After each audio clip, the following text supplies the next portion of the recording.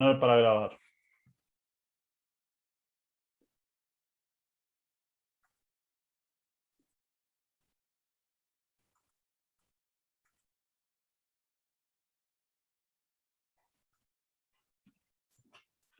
Bueno, antes de empezar con la presentación del tema 2 y la explicación de la consigna de la actividad 2, vamos a hacer una especie de evolución general de lo que fue la clase 1 y la actividad 1.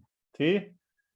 Yo ya estuve mirando algunos trabajos, pocos, porque la verdad que son un montón, y recuerden que según consta en nuestro acuerdo pedagógico, yo tengo 2 semanas para corregir todos los trabajos, así como ustedes tienen 2 semanas para realizarlos, ¿sí? De manera que sea bien equitativo el tiempo, el plazo para la labor de cada uno. Entonces yo voy a llegar a terminar de corregir todos los trabajos que me quedan. Tengo tiempo hasta este jueves, no, el otro sería, ¿sí? Que se cumplen esas 2 semanas desde que se vence el plazo de entrega para ustedes. Pero ya estuve mirando algunos, ¿sí? Ustedes seguramente ya estuvieron observando las sugerencias y las realizadas en la devolución que les hice, ¿sí? La verdad que en líneas generales, por lo que vi, estoy muy contento de las producciones, de cómo interpretaron la consigna, de cómo la llevaron a cabo, el compromiso que le pusieron a la tarea y esta actividad, digamos, que no era para nada convencional o común y que requería que ustedes pongan mucho de ustedes mismos, de su propia vida, y mucha creatividad también a la hora de poder plasmar la propuesta. Voy a hacer, digamos, una devolución general respecto a los errores comunes que cometieron en líneas generales, sin especificar, obviamente, sin individualizar. Después cada uno va y observa bien la devolución que les realicé. Recuerden que la devolución es sobre, yo la escribo en los comentarios de retroalimentación de el primer integrante del grupo en enviar el trabajo, ¿sí? Es decir, como no me permite la plataforma copiar y pegar las devoluciones a cada uno de los integrantes del grupo, va a aparecer en el primero en subir el trabajo a la plataforma, y ese primero tiene, digamos, el deber de socializar con sus compañeros y compañeras esa devolución, ¿sí? Bueno, los errores más comunes, en primer lugar, bueno, le he señalado que muchos escribieron el relato en primera persona. Recuerden que la consigna tenía que ver con posicionarse como un historiador de un futuro lejano o no tan lejano, pero que es un historiador del año 2087 que tiene que escribir la historia sobre un grupo de educación física que realizó un aporte, un cambio profundo en la disciplina, y que son ustedes mismos, digamos, los integrantes del grupo. Pero al relato no lo escriben ustedes mismos, lo escribe este futuro historiador o historiadora. Por lo tanto, el relato tiene que ser en tercera persona. Es decir, tiene que hablar de él, ella, ellos. No tiene que hablar de yo, nosotros, ¿sí? Como he observado en algunos trabajos, en bastantes trabajos, ¿sí? Eso por un lado. Por otro lado, muchos no aclararon las fuentes, que esto les pedí encarecidamente en la consigna que lo hagan. ¿Por qué? Porque si estamos hablando de un historiador de dentro de 50, 60 años, él, digamos, no tiene por qué y no tiene cómo saber en detalle la historia de sus vidas si no cuenta con alguna fuente, que es justamente lo que investigan los historiadores, a donde recurren los historiadores para poder obtener la información fehaciente para elaborar su relato, ¿sí? Y si no, el lector no tiene cómo saber de dónde ese historiador obtuvo tanta información. Hay algunos de los trabajos que contaban aspectos de la personalidad de ustedes, aspectos de su vida íntima, privada, que, digamos, si no se cuenta de dónde se obtuvo esa información, uno no sabe, digamos, el lector no sabe si verdaderamente es fehaciente, es verídico lo que se está narrando. Entonces ustedes tenían que al menos mencionar, ¿sí?, que, por ejemplo, le hicieron alguna entrevista a algún familiar o a algún ex compañero, ¿sí?, o que ingresaron en los archivos, tuvieron acceso a los archivos familiares o a los archivos del instituto o a las redes sociales, esto que hablábamos de la otra vez, de que el día de mañana o ya en el presente los historiadores utilizan mucho las redes sociales para obtener información biográfica de los sujetos históricos. Así que bueno, eso es un error, fue un error también muy común, ¿sí? El contar aspectos muy precisos, muy específicos de la vida de ustedes, pero sin aclarar de dónde obtuvo ese historiador la fuente para poder llegar a esos datos. Y bueno, y otro error muy común fue el tema de las imágenes de archivos, ¿sí? Es decir, la idea de que todo relato histórico, sobre todo este tipo de relatos históricos más biográficos, suelen incorporar al texto imágenes que vayan ilustrando esa parte de la vida que se va narrando, ¿sí? Entonces, si ustedes contaban que, no sé, nacieron en tal lugar y capaz que tienen una foto de cuando eran chiquitos, chiquitas y en ese lugar y la podían añadir, o que les gusta o que compiten en tal deporte y tienen alguna foto seguramente de alguna competencia y la podían añadir también. También esto que yo les había dicho, hubiera estado bueno, quizás tiene algún recorte de un periódico, de un diario, aunque sea digital, en el que hay una noticia sobre alguna competición en la que ustedes estuvieron y también la podían agregar. Bueno, eso también estuvo un poco flojo en algunos trabajos o faltó bastante. Bueno, consejos para tener en cuenta para el próximo trabajo, para este que viene. En primer lugar, una interpretación temprana de la consigna, ¿sí? ¿A qué me refiero? Ustedes ni bien reciben la clase y abajo de la clase está la actividad, se ponen a leer cuantas veces sea necesario la consigna, ¿sí? Se ponen a analizarla, a interpretarla y después a discutirla con el resto de los integrantes del grupo. Y esto es muy importante, ¿por qué? Porque ahí ustedes van a ver si entienden verdaderamente la consigna, y si no la entienden o hay algún aspecto puntual que tienen dudas porque no está bien aclarado, entonces tienen tiempo para comunicármelo, yo a su vez tengo tiempo para saldar sus dudas, sus inquietudes, y de esa manera no tienen ningún inconveniente. ¿Qué fue lo que ocurrió en esta primera actividad? Obviamente en algunos casos mínimos puntuales, que la actividad vencía la entrega el jueves y me empezaron a llegar algunos mensajes el miércoles a la tarde, incluso algunos el miércoles a la noche, preguntándome qué quería decir la consigna. Es decir, tuvieron 2 semanas para leer la consigna, interpretarla, analizarla y saldar dudas, y sin embargo esperaron hasta el último día, hasta el último momento, para leerla, se ve, y para darse cuenta de que había algo que no entendían, ¿sí? Más grave aún, hubo algunos que me preguntaron cosas específicas que estaban bien aclaradas en la consigna. Quiere decir que ni siquiera leyeron la consigna, o que la leyeron muy por arriba y no advirtieron algunos aspectos que ya estaban bien especificados.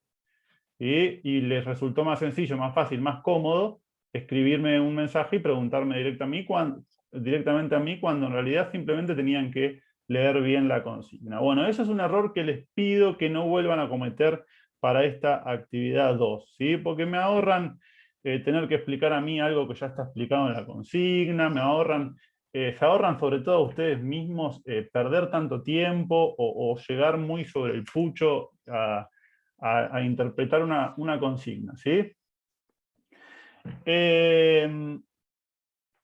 A la hora de recuperar, tener en cuenta todos los puntos señalados en la corrección. Hubo algunos trabajos que yo les pedí que los rehagan, ¿sí? Porque había muchos aspectos de la consigna o de los objetivos pedidos que no se cumplían. Bueno, a la hora de ustedes realizar el recuperatorio, que según lo pautado tienen 48 horas desde que yo les hago la devolución para realizar ese recuperatorio, ustedes lean bien, así como tienen que leer bien la consigna, tienen que leer bien la devolución que yo les hago y las correcciones que yo les hago para poder tener en cuenta a la hora de rehacer el trabajo, ¿sí? ¿Por qué les digo esto? Porque si ustedes tienen una sola posibilidad de recuperar o de rehacer el trabajo. Si ustedes se apuran por rehacer, por hacer el recuperatorio, y no tienen en cuenta bien todo lo que yo les señalo, se arriesgan a desaprobar definitivamente el trabajo, ¿sí? Si ustedes desaprueban también el recuperatorio, ya no van a poder hacer el recuperatorio del recuperatorio y por lo tanto ese trabajo les va a quedar desaprobado. Por lo tanto, lean bien, tengan bien en cuenta lo que yo les sugiero en la devolución y si aún así no llegan a entender, me consultan, yo no tengo problema, y les mando un audio y les explico bien qué es lo que les estoy tratando de pedir que corrijan, ¿sí? Y último punto, que en realidad este tiene más que ver con la actividad 2 que con la 1, porque la 1 era muy difícil que ustedes realicen plagio. Uno de los errores más comunes que comete el alumnado, de los errores o de las picardías que comete el alumnado en la virtualidad, es el tema de copiar y pegar, ¿sí? De páginas de internet. Bueno, eso por un lado es moralmente reprochable, éticamente reprochable, porque es un engaño, ¿sí? Pero además es una picardía innecesaria, sobre todo teniendo en cuenta que ya estamos en un tercer año de un instituto de formación docente, ¿sí? Es decir, es una falta bastante grave y que además los perjudica sobre todo a ustedes mismos.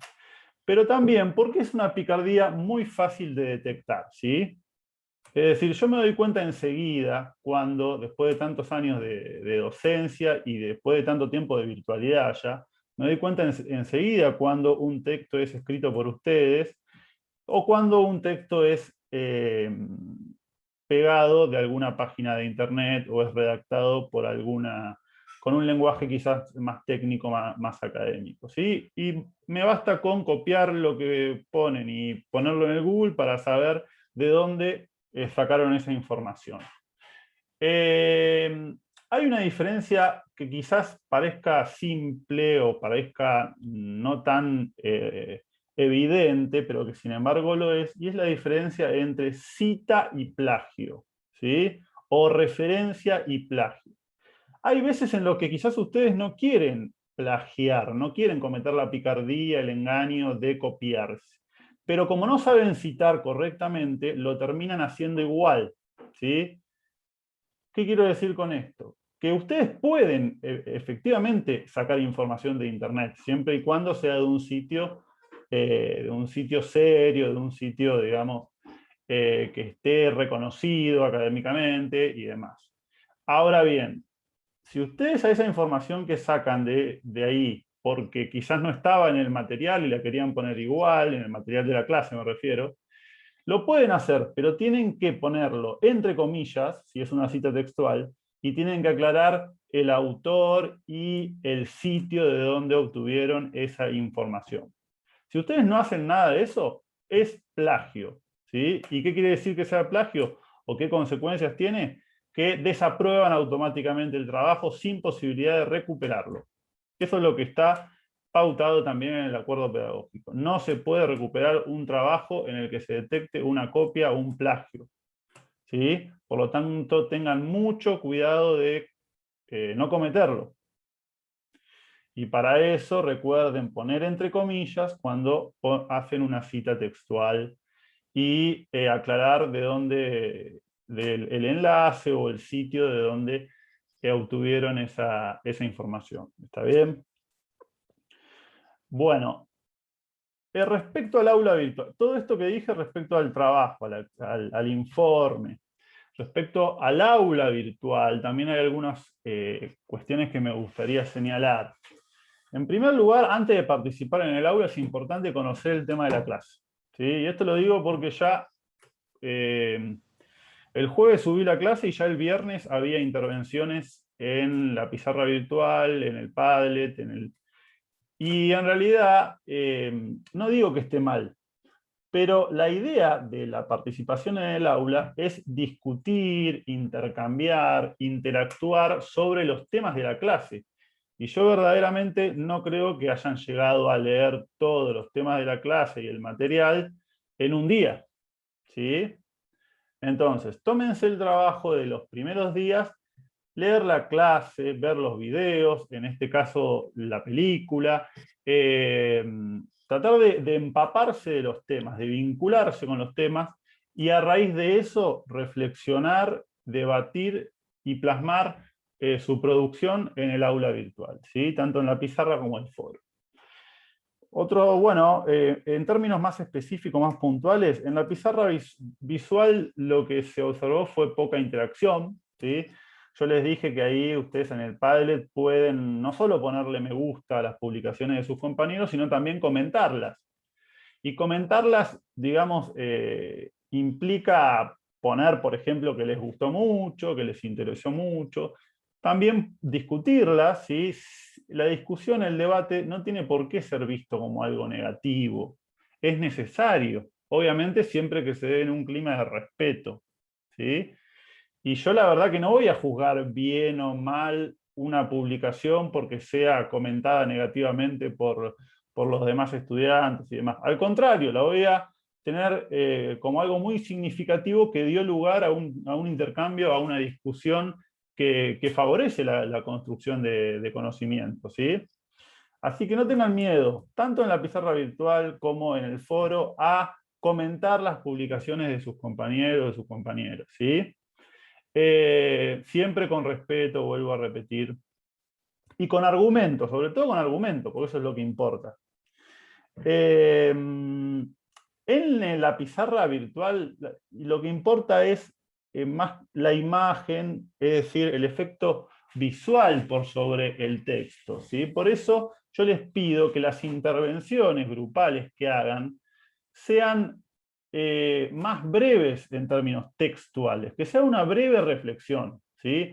De 3, 4 líneas, que no sea todo un texto interminable en el que ustedes cuentan o algún relato, algún hecho histórico con detalle, etc. Esa no es la idea del Padlet. La idea del Padlet es que haya tipo, por eso yo les dije para que tengan una idea tipo flyer, el formato tipo flyer, es decir, una imagen bien simbólica, bien representativa, seguido de una brevísima reflexión, ¿sí? No más que eso. Y en el foro sí lo interesante es que se arme debate y que ahí pueden desarrollar todo lo que quieren desarrollar y no lo pueden hacer en la pizarra visual, ¿sí?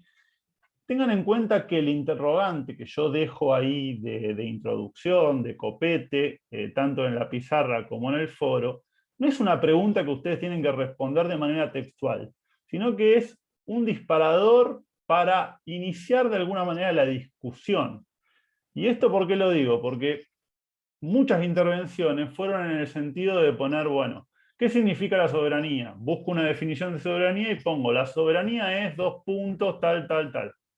Bueno, eso no me sirve, o sea, la idea no es que ustedes busquen una definición de lo que yo pregunto y la pongan textualmente. La idea es que a partir de esa pregunta que yo hago y a partir de los conocimientos previos que ustedes tengan y de el conocimiento que se les haya despertado a raíz de haber leído el material y de haber visto las intervenciones de sus compañeros y de haber debatido a raíz de todos esos insumos, las reflexiones que a ustedes se les despiertan, aunque sean interrogantes y no sean afirmaciones, pero que sea de ustedes, ¿sí? De ustedes en términos personales o del grupo, ¿sí?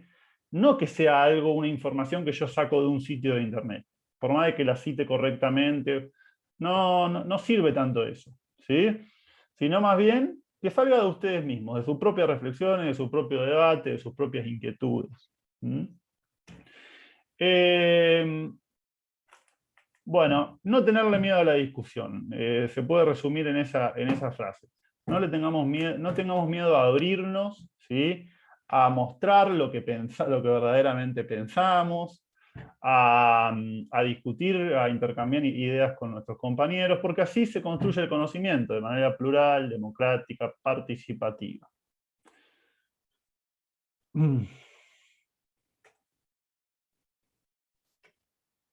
Bueno, esperen que me reaccione. Ahí está.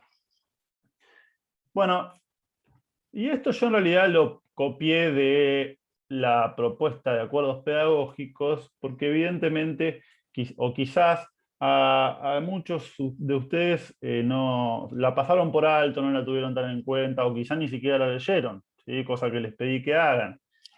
El cronograma tentativo de actividades a desarrollar durante la secuencia didáctica es básicamente una guía que yo armé para que ustedes tengan en cuenta. No es obviamente de cumplimiento obligatorio porque ya somos grandes y cada uno se organiza como mejor crea que le conviene o como pueda. Pero para que tengan en cuenta, ¿sí? Más o menos cuáles serían los pasos a seguir día por día, el tiempo dedicado día por día necesario para poder llevar a cabo, digamos, la actividad, la secuencia didáctica de la mejor manera, ¿sí? Tengan en cuenta esto. Ven que yo les puse empezar a participar del aula virtual recién el lunes, martes, es decir, un par de días después de haber descargado el material, de haber empezado la lectura, de haber visto los videos, de haber tenido el primer Zoom de presentación, que sería este en el que estamos ahora, ¿sí? Después de haber debatido la consigna con el resto de los integrantes del grupo y de empezar a organizarse, ¿sí? Después de todo eso recién empezar a participar del aula virtual. Bueno, después el viernes que viene tendríamos la clase de desarrollo en profundidad de los temas, ¿sí? Y ya ustedes ahí ya se podrían reunir el sábado, por ejemplo, para empezar a organizar la actividad en términos más concretos, de decir, bueno, yo me encargo de esto, vos de esto, yo empiezo a escribir esto, vos busca esto, digamos, en términos de distribuirse las tareas. Y ya los días que queden, dedicarlos específicamente a llevar a cabo la actividad, habiendo ya participado, debatido en el aula virtual, habiendo ya visto los videos, discutido los temas, los textos, etcétera, etcétera, habiendo saldado dudas con el docente. Es decir, traten de seguir todos los pasos del proceso, de la trayectoria, para que poder intervenir a la hora de hacer la actividad de la mejor manera. Y no esperar hasta el último momento, ¿sí? Ese es el principal consejo. No dejen para mañana lo que pueden hacer hoy, ¿no? Un viejo refrán, un viejo consejo bastante sabio. Bueno, y ahora en el tiempo que nos queda, vamos a hacer una breve presentación de los temas de esta clase virtual 2, que vamos a desarrollar con un poco más de profundidad el viernes que viene. ¿Sí? A partir del viernes recuperamos el horario habitual, ¿sí? De las 11:30 horas.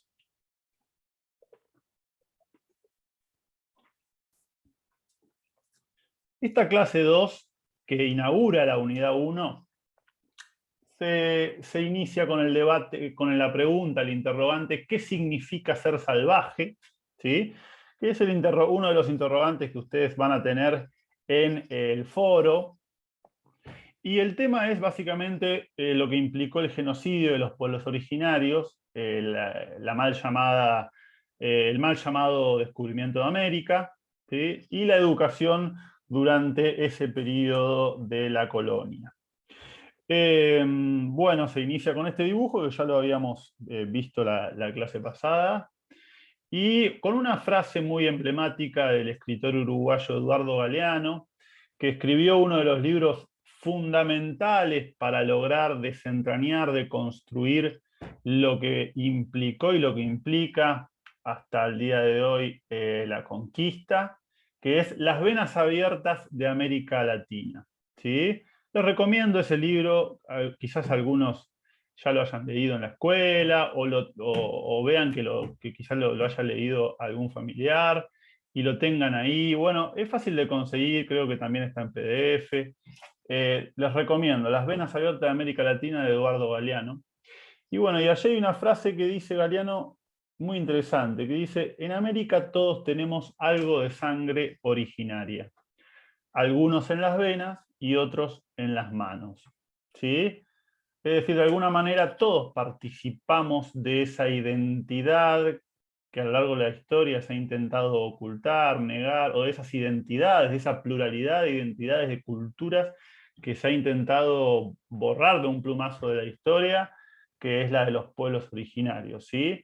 Si no los llevamos en las venas, al menos otros los llevan en las manos, es decir, de alguna manera fueron partícipes de ese genocidio, de ese etnocidio. Bueno, los autores de esta clase son tres, ¿sí? Adriana Puigros, seguramente la conozcan porque hasta hace poco ella fue viceministra de Educación, ¿sí? Renunció hace un tiempo. Ella es, bueno, una emblemática, reconocida, prestigiosa investigadora sobre la educación argentina y latinoamericana, y tiene uno de los principales libros. Bueno, ahora no sé dónde lo dejé. ¿Qué pasó en la educación argentina? Es uno de los principales libros sobre historia de la educación. Y yo les di para que lean en esta primera clase el capítulo 1 de ese libro, ¿sí? En el que justamente habla de la educación durante la conquista, es decir, ella trata de mostrar que en realidad los supuestos salvajes ya tenían un sistema de educación muy desarrollado, tenían una cultura muy rica, muy plural, muy desarrollada, y que la conquista justamente vino a desarmar. Por otro lado, tenemos el texto de Saúl García Blanco de Historia de la Educación Física, el tomo de la educación física entre los mexicas, ¿sí? Y yo les di ahí unos capítulos de este tomo, en el que habla justamente de la riqueza kinéstica, la riqueza de actividad física, de medicina deportiva que tenían los aztecas, y que ustedes pueden tomar para realizar la actividad. Bueno, y por otro lado, Roland Joffre con la película La Misión. La película La Misión es una película, si bien es vieja, no es un clásico, es una película también emblemática, muy reconocida. Además tiene unos actores de la talla de Robert De Niro. Es decir, una película que vale la pena ver y que además es muy pertinente para este tema, ¿sí? Y es muy pertinente también para nuestra historia de la educación argentina, porque habla justamente de lo que ocurría en las llamadas misiones jesuíticas, ¿sí? Que incluía parte de nuestro territorio actual de la provincia, de lo que sería la provincia de Misiones, ¿sí? La provincia de Corrientes, en el que se llevaban a cabo experiencias de sociedades comunitarias de intercambio entre los jesuitas, que es una orden religiosa europea, obviamente, y los guaraníes, y que demuestran justamente que podría haberse dado de otra manera, de que verdaderamente se podía lograr un intercambio entre estas culturas que verdaderamente sea rico para las dos partes, sea provechoso para las dos partes, y que no hacía falta llevar a cabo un genocidio como el que predominó lamentablemente en esa historia. Bueno, muy interesante la película, véanla si no la vieron, si ya la vieron, véanla de vuelta, porque ahora con los ojos, con los lentes justamente de los objetivos de esta actividad, de la consigna.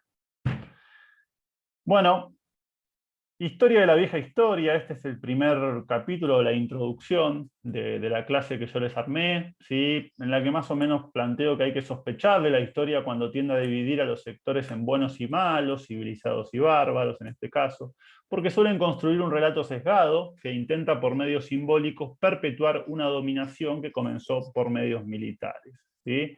Esto es lo que ha ocurrido históricamente con la historia del descubrimiento de América, entre comillas, que tendía a favorecer a los conquistadores, legitimar sus crímenes o intentar legitimar sus crímenes, desprestigiar la cultura de los pueblos originarios y continuar negándola hasta el día de hoy, ¿sí?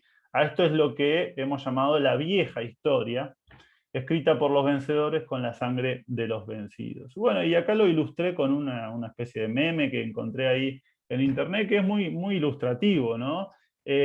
Porque es cierto que la historia en los debates de internet, no solo en los debates de internet, en los debates en general, en los debates en la televisión, en los debates en cualquier foro, suelen dividirse en dos posturas extremas totalmente irreconciliables, ¿sí? Que dividen en buenos y malos. Bueno, a ver quiénes eran los malos de la película, quiénes eran los buenos, entonces condenamos a los malos y premiamos a los buenos.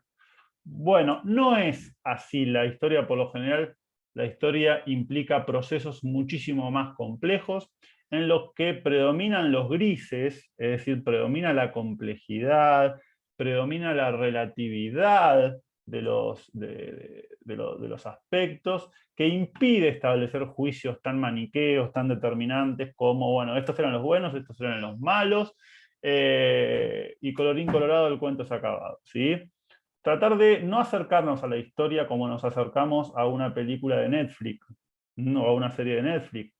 La historia es mucho más compleja, implica muchos aspectos, variables que hay que tener en cuenta, e implica también, sobre todo, situarse en el contexto histórico. Bueno, esto es lo que yo, un poco tomando una publicación de la editorial Sudestada, di en llamar el descubrimiento, ¿sí? de América, separando justamente el término miento del término descubrí.